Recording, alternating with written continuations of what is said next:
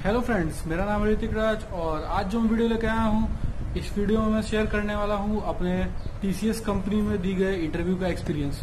लेकिन वीडियो शुरू करने से पहले मुझे कह देना चाहता हूँ कि अगर आप इस चैनल पर नए हैं तो वीडियो को लाइक कर लीजिए, चैनल को सब्सक्राइब कर लीजिए और वीडियो को ज्यादा से ज्यादा शेयर कीजिए। तो चलिए आज की वीडियो को शुरू करते हैं।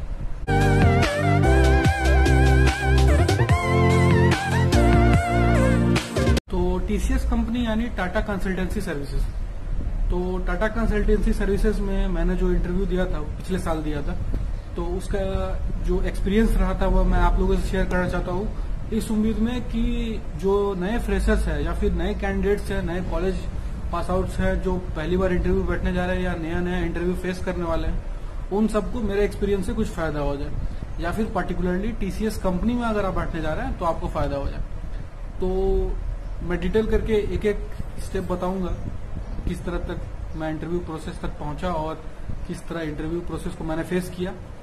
तो सबसे पहले स्टार्ट करते हैं कि आपका रिटन टेस्ट के बारे में। तो इसके लिए आपको अप्लाई करना पड़ेगा TNQT में। TNQT यानी टीसीएस नेशनल क्वालिफायर टेस्ट। तो इस टेस्ट में अप्लाई करने के बाद आपको एक प्रेफर्ड लोकेशन दिया जाएगा और उस लोकेशन में जाके आपको टेस्ट देना पड़ेगा। तो मेरे केस में मेरा ये टेस्ट लोकेशन आसनसोल में पड़ा था। तो आसनसोल में आपको एक कंप्यूटर बेस्ड टेस्ट देना होगा। वहां कुछ एमसीक्यू पूछे जाएंगे, कुछ प्रोग्रामिंग लैंग्वेजेस पूछे जाएंगे, प्रोग्रामिंग के क्वेश्चन रहेंगे, प्रोग्रामिंग रिलेटेड क्वेश्चन। तो उसके बारे में मैं एक बहुत बढ़िया टिप यहाँ पे दे रहा हूँ कि एप्टीट्यूड का प्रिपरेशन में आप बिल्कुल भी प्रेशर मत लीजिए, आराम से तैयारी कीजिए, कॉन्साइजली पढ़िए। ऐसा मत कोशिश करिए कि एप्टीट्यूड में मैं सारे चैप्टर्स को कंप्लीट कर लूंगा और अल्टीमेटली आप सब चैप्टर पढ़ लेंगे, लेकिन सब में से थोड़ा थोड़ा पढ़ें जिससे आपको कोई फायदा नहीं। आपके पास अगर 10 चैप्टर्स हैं, आप उसमें से 5 चैप्टर पढ़िए, लेकिन वो 5 चैप्टर आपको 100% कंप्लीट होने चाहिए।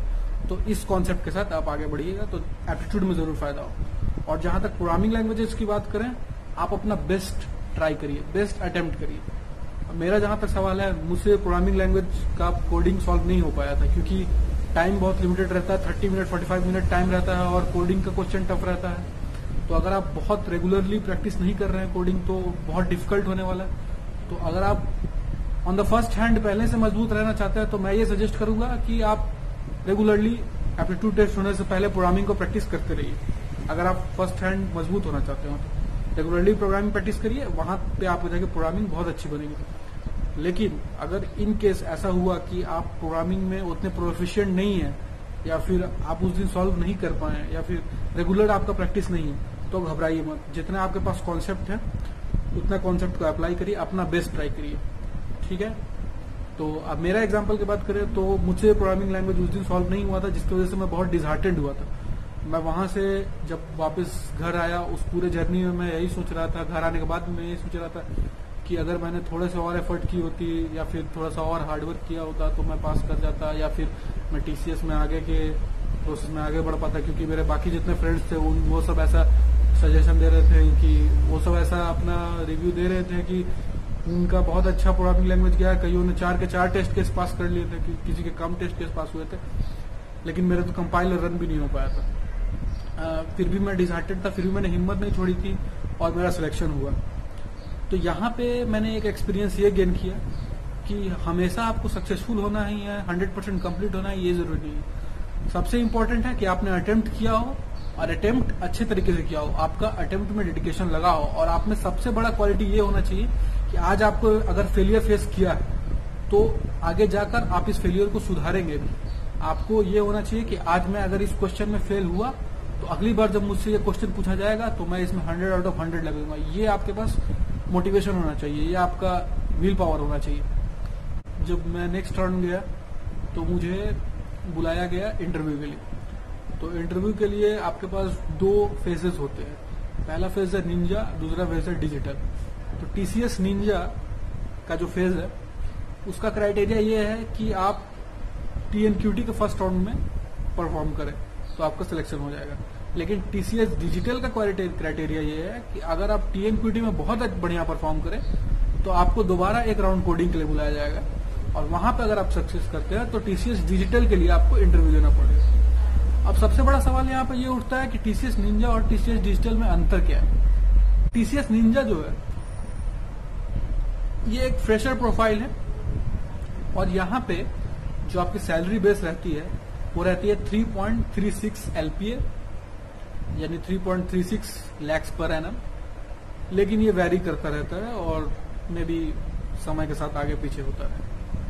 और TCS डिजिटल में क्या खास बात है कि TCS डिजिटल TCS निंजा से थोड़ा सा हाई प्रोफाइल जॉब है, और यहाँ पे आपको जो सैलरी पैकेज मिलता है वो है अप्रोक्सीमेटली 7 LPA, यानी 7 लाख पर एनम। मैं डिजिटल के लिए सिलेक्ट नहीं हो पाया था, मैं अपना पर्सनल एक्सपीरियंस बता रहा हूँ। मैं डिजिटल के लिए नहीं सिलेक्ट हो पाया था, मैं निंजा के लिए सिलेक्ट हुआ था। तो TCS निंजा में मैं जब इंटरव्यू देने गया, मुझे इंटरव्यू देने का लोकेशन दिया गया सॉल्ट लेक कोलकाता, और यहाँ पे वो बिल्डिंग है जहाँ पे मेरा TCS का इंटरव्यू हुआ था। तो ये जो इंटरव्यू मेरा TCS का हुआ था ये 9 सितंबर 2019 को कंडक्ट हुआ था, 9 सितंबर 2019। तो इस इंटरव्यू में जिस वक्त मुझे इंटरव्यू का टाइम शेड्यूल दिया गया था, मैं उसी समय एट द पॉइंट में वहां इंटरव्यू लोकेशन पे पहुंचा।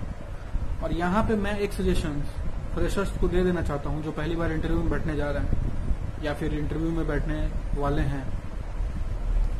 उन्हें मैं ये सजेशन देना चाहता हूँ कि आपको इंटरव्यू में जो शेड्यूल दिया गया है उससे पहले पहुंचना, बिफोर हैंड पहुंचना है।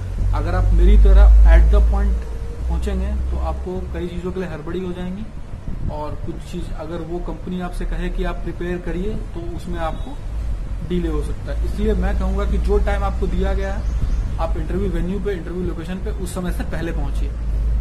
और अब बात करते हैं वेट करने के लिए। तो सबसे पहले तो मैं इंटरव्यू लोकेशन पे अंदर गया, मेरे साथ आई थिंक 400 to 500 और कैंडिडेट्स थे जो वहां बैठे थे। सॉल्ट लेक कोलकाता में ये इंटरव्यू कंडक्ट किया गया था। तो मैं अंदर गया, वहां पे पहले तो आपके सारे डॉक्यूमेंट वेरिफिकेशन हो जाएंगे। यहाँ पे ध्यान रखने वाली बात यह है कि आपको सारे डॉक्यूमेंट्स रेडी रखने चाहिए। आप इंटरव्यू लोकेशन पे पहुंच के अगर आपसे कुछ गलती हुई या फिर डॉक्यूमेंट आपके साथ रेडी नहीं है, वेरीफाई होने में गड़बड़ है, तो वो बहुत ही डिसअपॉइंटिंग होगा कंपनी के लिए भी और आपके लिए भी। तो ज्यादा बेहतर होगा कि आप अपने सभी डॉक्यूमेंट्स पहले से रेडी करके रखिए, पहले से प्रिपेयर्ड रखिए और अपने आप को 100% प्रिपेयर्ड रखिए। तो उसके बाद आता है वेटिंग। तो अब आप समझ ही गए हो कि अगर आप 400 to 500 कैंडिडेट्स आपके सामने बैठे हुए हैं, कभी ज्यादा भी हो सकते हैं, कभी कम भी हो सकते हैं, तो आपको वेटिंग करना पड़ेगा। मेरे कॉलेज के कई फ्रेंड्स थे जो मेरे साथ उस लोकेशन पे इंटरव्यू देने गए थे, तो कईयों के इंटरव्यू मेरे से पहले हो गया, तो उन्हें वेटिंग टाइम कम लगा। लेकिन मेरा पर्टिकुलरली अगर बात करें तो मैं सुबह 10 बजे से मेरा वेटिंग टाइम स्टार्ट हुआ। 10 बजे मैं डॉक्यूमेंट वेरीफाई करके वेट करने के लिए बैठा और मेरा इंटरव्यू कॉल आया शाम को 5:30 बजे। जी हाँ, जो नए फ्रेशर्स हैं जो पहली बार इंटरव्यू में बैठ रहे हैं उनके लिए ये सुन के बहुत शॉकिंग लगा होगा, लेकिन ये रियलिटी है। कभी कभी आपको 7 घंटे 8 घंटे भी इंटरव्यू के लिए वेट करना पड़ सकता है, इससे ज्यादा भी वेट करना पड़ सकता है। तो सबसे पहला बात हो सकता है कि जहां आपका इंटरव्यू लोकेशन दिया गया हो वहां आसपास खाने की कोई दुकान नहीं हो, खाने का कोई सामान नहीं हो, या फिर रिफ्रेशमेंट के लिए कुछ ना, बिल्कुल ही रिमोट लोकेशन पे भी इंटरव्यू हो सकता है। इन दैट केस मैं सजेस्ट करूंगा कि आप अपने साथ एक पर्सनल बैकपैक लेके चलिए, जिसमें आप खाने के लिए कुछ स्नैक्स, कुछ पानी का बोतल, ये सब बेसिक प्रिपरेशन अपने साथ करके चलिए, क्योंकि ये सब चीजें ऐसी हैं जो इंटरव्यू लोकेशन में मिल भी सकती है, नहीं भी मिल सकती है, लेकिन मेरा ऐसा सजेशन है कि आप अपना प्रिपरेशन करके चलिए। और अब हम बात कर लेते हैं इंटरव्यू के बारे में।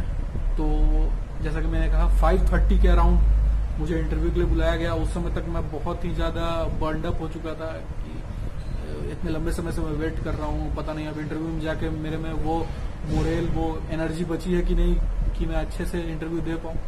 फिर भी मैं पूरे करेज के साथ इंटरव्यू में गया। तो ज्यादातर क्या होता है कि ज्यादातर टेक्निकल इंटरव्यू और HR इंटरव्यू अलग अलग फेजेज में होते हैं, लेकिन इस फेज में जिस वक्त मैं इंटरव्यू दे रहा था यहाँ पे टेक्निकल इंटरव्यू, HR इंटरव्यू और MR इंटरव्यू, MR यानी मैनेजरियल, ये तीनों ही इंटरव्यू एक साथ कंडक्ट किए जा रहे थे। तो आप मेरे पैनल में 3 इंटरव्यू ही थे।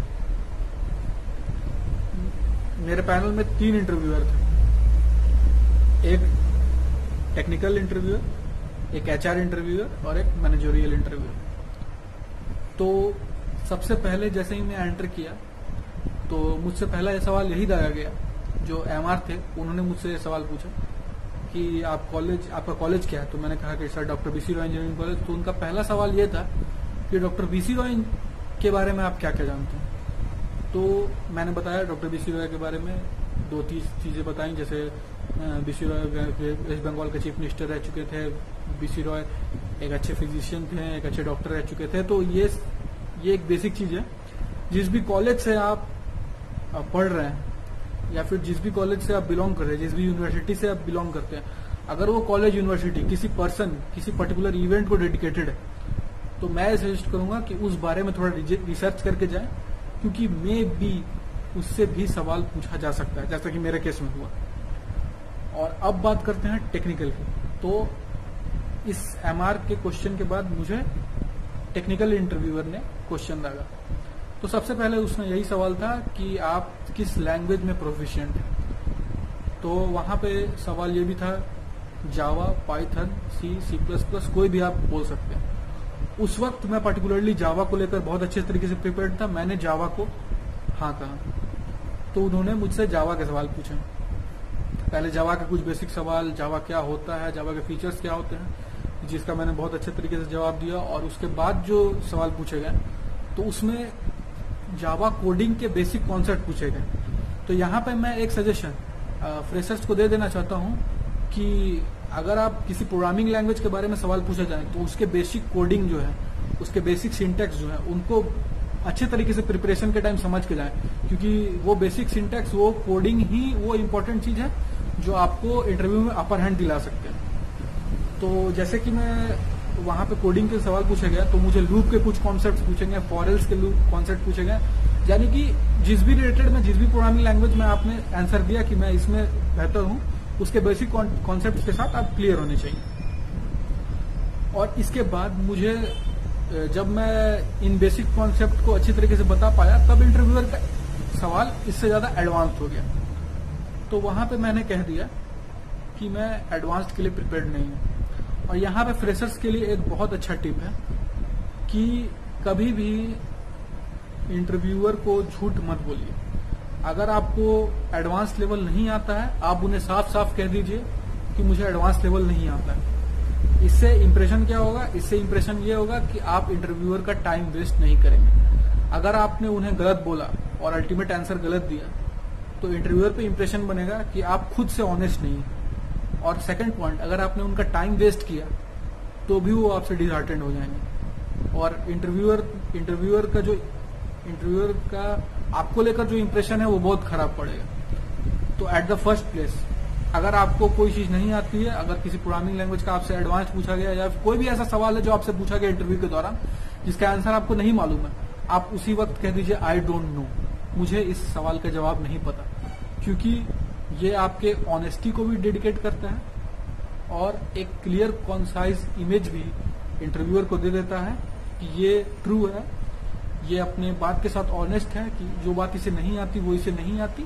और आज मैं इस सवाल का जवाब नहीं जानता हूं, लेकिन आगे मैं कोशिश करूंगा कि इस सवाल का जवाब जानूं और अपने आप में थोड़ा सा इंप्रूवमेंट करूं। तो इंटरव्यूअर को आपको सच सच बोलना है। अगर आपको कोई सवाल का जवाब नहीं आता, तो उन्हें साफ साफ कह दीजिए कि मुझे ये सवाल का जवाब नहीं आता, और आगे बढ़ जाइए। और इससे इंटरव्यूअर का भी टाइम वेस्ट कम होगा और वो ज्यादा से ज्यादा सवाल पूछ पाएगा। और हो सकता है कि बाकी सवालों के जवाब आपको मालूम, तो वहां आपके लिए एक प्लस पॉइंट बनेगा। तो एनीवे, यहाँ पे जो टेक्निकल इंटरव्यू था, ये मेरा ओवरऑल ठीक ठाक गया। और इसके बाद अगर बात कर लेते हैं एचआर इंटरव्यू, तो एचआर इंटरव्यू की अगर बात करें, तो एचआर में मुझसे 2 सवाल जो है बहुत इंपॉर्टेंट पूछे गए। सबसे पहला सवाल था कि क्या आप देश भर में कहीं भी रिएलोकेट करने के लिए तैयार हैं? तो मैंने यहाँ पे कहा हाँ।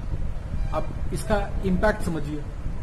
देश में कहीं भी रिएलोकेट करने के लिए तैयार है, इसका मतलब ये है कि अगर आपको कोलकाता में इंटरव्यू लिया गया है, तो मोस्ट प्रोबेबली आपका बिजनेस यूनिट ये नहीं है। आपका बिजनेस रिक्वायरमेंट कश्मीर में हो सकता है, गुजरात में हो सकता है, तमिलनाडु में हो सकता है, अंडमान निकोबार आइलैंड में हो सकता है, कहीं पे भी हो सकता है। तो आपको ये कंपनी को कन्विंस करना होगा कि मैं कंपनी के रिक्वायरमेंट के हिसाब से अपने आप को एडजस्ट कर लूंगा। तो कंपनी का रिक्वायरमेंट अगर अंडमान निकोबार आइलैंड में है, तो मैं कोलकाता छोड़कर अंडमान निकोबार आइलैंड के लिए भी जाने को तैयार हूं। हाउएवर, कुछ फीमेल कैंडिडेट्स के लिए भी प्रॉब्लम हो सकती है, कुछ मेल कैंडिडेट्स के लिए भी ये प्रॉब्लम हो सकती है कि वो रिएलोकेट करने के लिए तैयार नहीं है। लेकिन वो बात डिस्कस करने का पॉइंट ये नहीं है। इस वक्त आप कहिए कि मैं रिएलोकेट करने के लिए तैयार हूं, और कंपनी को कन्विंस करिए कि आप हर तरीके से कंपनी के लिए बेनिफिशियल ही होंगे। तो कंपनी को अगर लगा कि आप कंपनी के हिसाब से कहीं पे भी रिलोकेट कर सकते हो तो कंपनी पे बहुत अच्छा इंप्रेशन बनेगा। अगर आप रिलोकेट करना नहीं चाहते हैं, एक बार अगर आपको ऑफर्ड हो जाए लेटर कि आप कंपनी आपको ऑफर कर दे कि हाँ हम आपको सिलेक्ट कर रहे हैं, तब में भी आप एचआर से या फिर जो भी आपके हायर डिग्निटरीज हैं उनसे ये बात निगोशिएट कर सकते हैं कि सर अपने पर्सनल प्रॉब्लम शेयर कर सकते हैं कि सर मैं इस तरह के प्रॉब्लम से जूझ रहा हूं जिसकी वजह से मैं रिलोकेट नहीं कर सकता हूं, तो प्लीज मुझे पार्डन कीजिए और मुझे जहां पे भी मैं काम करना चाहता हूं वहां मुझे तो मे भी वो कंपनी वाले आपको कंसिडर कर लें। तो इस बातों का आपको ध्यान रखना है। और एक सेकंड सवाल पूछा गया मुझसे एचआर में, ये पूछा गया कि आप में कोई वो खास क्वालिटी बताइए जिसकी वजह से आपको इस कंपनी में हायर्ड होना चाहिए। तो मैंने वहां कहा है कि मुझ में लीडरशिप और एक्टिवनेस, ये दोनों क्वालिटी, हर बंदे के लिए ये क्वालिटी अलग अलग हो सकती हैं, वो आपको अपने हिसाब से चुनना पड़ेगा। लेकिन आपको कुछ ऐसी क्वालिटीज सोच के जानी है, कुछ ऐसी क्वालिटीज, कुछ ऐसे स्ट्रेंथ, कुछ ऐसे वीकनेसेस दिमाग में रखने हैं जो अगर आपसे सवाल पूछे जाए तो आप उसको फ्रैंकली बोल सके। स्ट्रेंथ के बारे में मैं ये कह देना चाहता हूं कि स्ट्रेंथ को आपको पूरी कॉन्फिडेंटली बोलना है, और अगर आपसे वीकनेस के बारे में पूछा जाए तो वीकनेस को इस तरह बताएं कि अगर आप उसमें मेहनत करें तो वो भी किसी लेवल पे आपका स्ट्रेंथ बन सकता है और आप उस वीकनेस को दूर करने के लिए इस वक्त काम कर रहे हैं। तो जैसा मेरा इंटरव्यू था तो मुझसे पूछा गया कि आपकी क्वालिटीज क्या है। तो मैंने क्या मेरी क्वालिटीज है लीडरशिप और एक्टिवनेस। तो पूछा कि एक्टिवनेस किस तरीके से, तो एक्टिवनेस इस तरीके से कि अगर कोई कल्चरल फेस्ट हो रहा है, कॉलेज में कोई फ्रेशर हो रहा है तो मैं वहाँ आगे बढ़ के पार्टिसिपेट करता हूँ, आगे बढ़ के शेड्यूल बनाने की कोशिश करता हूँ और ज्यादा से ज्यादा लोगों को उसमें कलेक्ट करने की कोशिश करता हूँ। तो इस तरह के मेरे अलग अलग इवेंट्स में पार्टिसिपेशन मेरा एक्टिवनेस का सिंबल है। और बात आती है कि लीडरशिप की, तो लीडरशिप की क्वालिटीज के बारे में मैं ये कहना चाहता हूँ कि कहीं पे अगर कोऑर्डिनेटर का काम है, कहीं पे अगर वॉलंटियर का काम, तो वहां पे मैं आगे बढ़ के कोऑर्डिनेट करना चाहता हूँ, मैं वॉलंटियर करना चाहता हूँ। So at that point I said that I am kind of person who step forward to take up responsibilities. So इस तरह से आपको कुछ बातें अपने बारे में बतानी होंगी कि जो इंटरव्यूअर है वो आपसे कन्विंस हो जाए कि हाँ इस बंदे को अगर हम हायर करें तो ये कंपनी के लिए बहुत बेनिफिशियल होगा। तो इस तरह से आपको कन्विंस करना है। टेक्निकल में और एचआर राउंड्स के जो इंटरव्यू होते हैं उसमें बहुत तरीके के स्पेशल क्वेश्चंस भी होते हैं जिनके बारे में मैं एक अलग से वीडियो बनाने की कोशिश करूंगा और आप सबको डिस्क्राइब करूंगा। और उसमें मैं फोकस ये करूंगा कि मैं डिटेल में बात करूं कि जो पर्टिकुलर एचआर राउंड में क्वेश्चन पूछे जाते हैं और जो पर्टिकुलर टेक्निकल राउंड में क्वेश्चन पूछे जाते हैं, तो वो वीडियो में कोशिश करूंगा कि आगे ही बनाऊं। तो फिलहाल के लिए यहाँ पे मेरा एचआर राउंड कंप्लीट हो गया और मुझे पर्सनली ऐसा फील आया कि तीनों ही इंटरव्यूअर मुझसे खुश हैं। हालांकि उनके एक्सप्रेशन से ऐसा कुछ पता नहीं चला, वहां पे आपको नर्वस नहीं होना।